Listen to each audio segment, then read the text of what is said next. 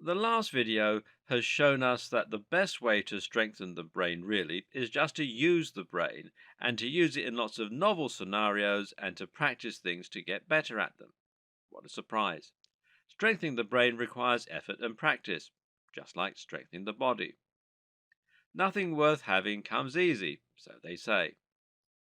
But this is going to seem like bad news for a lot of people, even though I basically just told you to play computer games in order to get smarter. Unfortunately, a lot of us don't want to train our brains to get smarter. We just want easy answers. This is the same reason that 90% of people never end up sticking with their training regimes. It's too hard. They want the body, the strength, and the confidence, but they don't want to put in the work. Normally, I would say too bad. But as it happens, there may be a way that you can jump ahead and get the results you want more quickly. And that answer is to use smart drugs. Let's take a closer look at this concept, how it works, and whether it's for you. A nootropic, also called a smart drug, is any form of medication or supplementation that can make you objectively smarter in some capacity. This might mean that you improve your memory, your focus, your creativity, or something else. Either way, nootropics are to the brain what supplements and steroids are to the body. But are they safe? And do they work? Well, that all depends on what kind of nootropic you intend on using. Right now, reports tell us that somewhere around 90% of executives and CEOs across America are using nootropics of various descriptions in order to get an edge on their competition. These help them stay up late, be more confident during presentations, and generally perform their very best. One of the most popular forms of nootropic to this end is modafinil. Modafinil is a nootropic that works by increasing the amount of a neurotransmitter called orexin in the brain. This neurotransmitter is at least partly responsible for regulating the brain's sleep and wake cycle, along with various other bodily functions like appetite and bowel movements.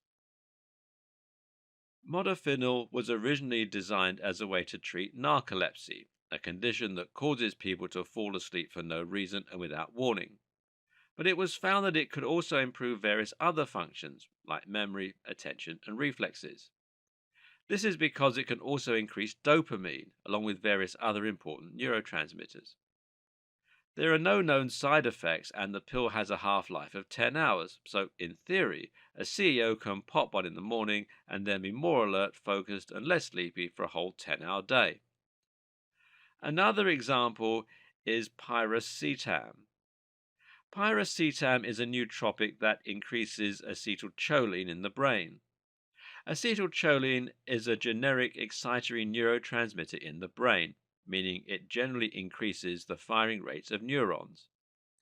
This results in the brain becoming more alive, and subjectively, this might make you feel more awake, more alert, and more vividly aware of your senses. Piracetam takes longer to take effect and needs to build up in your system over time, but a lot of people find the effects very pleasant without any notable downsides. On the other end of the spectrum, you have things like 5-HTP. 5-HTP is 5-hydroxytriptophan, which is a precursor to triptophan, which is itself a precursor to serotonin. Precursor means building block, by the way, meaning that the brain uses these chemicals to make other chemicals. Serotonin is the feel-good neurotransmitter and is also somewhat inhibitory.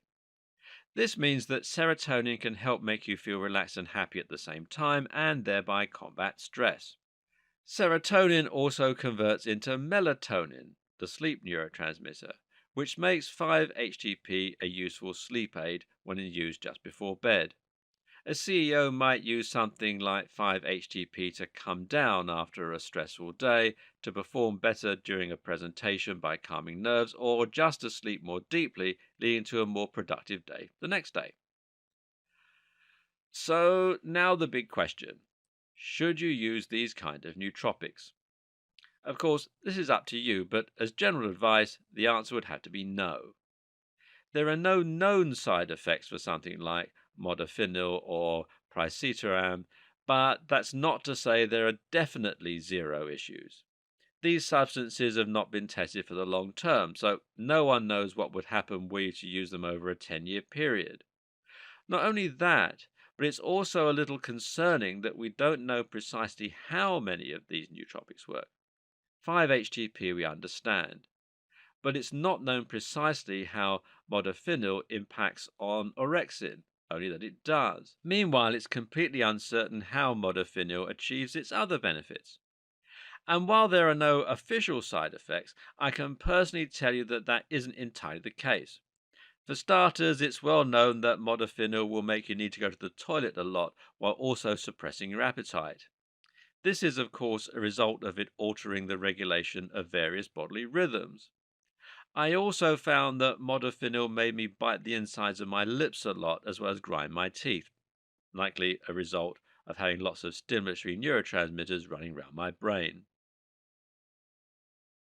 Pyrocetam will give you a headache unless you stack it with choline, and many people find that even then they can end up with both headaches and brain fog. Some people have reported feeling permanent brain fog as a result of using pyrocetam. Modafinil also makes me so focused that it isn't always a good thing. When I use it, I become glued to whatever it is I'm doing. If that's work, great. I'll be completely transfixed on work until I finish. But if I have a quick go on a computer game before I start working, then there's a good chance I'm not going to be able to stop. I'm going to complete that computer game before I get any work done. Likewise, crossing the road can be dangerous as I find myself so engaged in what I'm thinking that I can't properly pay attention to the road or to the noises or movement in my environment. I also find it harder to be creative, and this makes sense seeing as an increase in dopamine and norepinephrine is actually associated with a decrease in creativity. We're at our most creative when we are relaxed because this allows our minds to wander. The neuroscience behind this is our brain is forming new connections between disparate neurons that would normally never be associated, which is how invention happens. But when you're highly focused, you become too fixated on one thing, and this time is creativity. The point of all this? Well, the brain operates the way it does for a purpose. Optimum brain function is not being able to focus on one thing for a long time. Optimum brain function is about being able to switch from one brain state to another as necessary. You need to be highly focused when you're working and then relaxed when you're not. You need to let your mind wander when you're trying to come up with new ideas and then focus up when you're asked a difficult question. When you artificially increase too much of a certain neurotransmitter, you make it very hard to do this and you get stuck in one state. It feels optimum, but in fact it's just an artificial high. Another problem with these types of neurotransmitters is that they can actually be addictive because of something called tolerance and dependence. What happens here is that the brain adapts to that increased or decreased neurochemical. For example, if you have artificially increased the amount of dopamine in your brain on a regular occurrence, then your brain might respond by removing dopamine receptors to make the brain less responsive to it. Alternatively, it might reduce the amount of dopamine you naturally produce. In short, you now need a bigger dose of the same substance in order to get the same feeling as before. And eventually, your baseline can become so low that you feel bad until you get it. While modafinil and pyrocetam aren't officially supposed to be addictive, 5-HTP actually can be and is better avoided for this reason. That, and essentially making your brain sleepy, is not the solution to heightened social skills and confidence. Well, no surprise there, really. As though that wasn't enough reason, it's also important to recognize that neurotransmitters do not exist in a vacuum. That is to say that any one neurotransmitter you alter will automatically impact on many others and might have other effects on the body. We've already seen, for instance, that serotonin converts to melatonin and that orexin affects our hunger and bowel movements. Then there's the fact that serotonin links to appetite and that cortisol, also linked with dopamine, affects our testosterone levels. There are undoubtedly countless neurotransmitters that we have yet to even discover. And what this means is that when you take a nootropic that affects one neurotransmitter, you really make all kinds of untold changes in your brain without really knowing what the consequences of that action might be. For this reason, it's highly advisable to focus on other ways to get your mental upgrade. But there is a nootropic that most of us already use on a regular basis. That nootropic is, of course, caffeine, which is the secret ingredient in tea and coffee that makes us wake up in the morning and feel more alert. This is just like any other nootropic, the only difference being that it's been around longer and is therefore a little more commonplace. So, how does caffeine work? Basically, caffeine is able to mimic a neurotransmitter in the brain called adenosine. Adenosine is a byproduct of the energy process in the brain. When your mitochondria utilize glucose for energy, they do this by converting it first to ATP, which is adenosine triphosphate, and then breaking that ATP apart into its constituent parts, including adenosine. Adenosine builds up throughout the day as we use our brain cells for thinking, moving, and powering our bodies.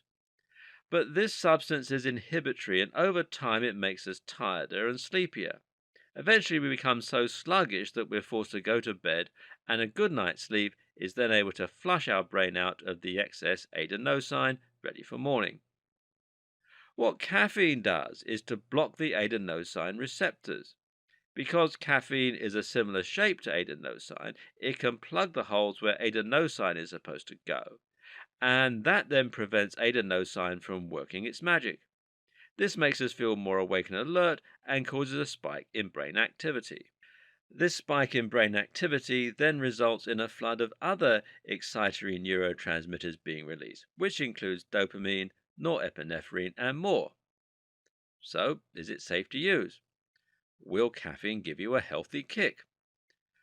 Well, yes and no. On the one hand, caffeine has actually been shown in studies to reduce your chances of developing Alzheimer's, and in that sense, it is neuroprotective. It does enhance wakefulness and memory, and it's relatively very safe. At the same time, though, caffeine is also essentially stress in a cup. It works by increasing many of our stress hormones, and this can decrease creativity, as we've seen, while also causing numerous other problems. More worryingly, caffeine is addictive, owing to the mechanisms we described earlier. If you become dependent on caffeine, you'll find you can get raging headaches whenever you go long periods without it. What's more, it's actually been suggested that what many of us think of as morning grogginess is actually just a withdrawal symptom from caffeine. In other words, we wake up and feel sluggish because we've gone for so long without caffeine. It's really up to you if you take it or not, but this is an excellent demonstration of the risks associated with nootropics versus the benefits. My advice is to think of all nootropics like laser tools.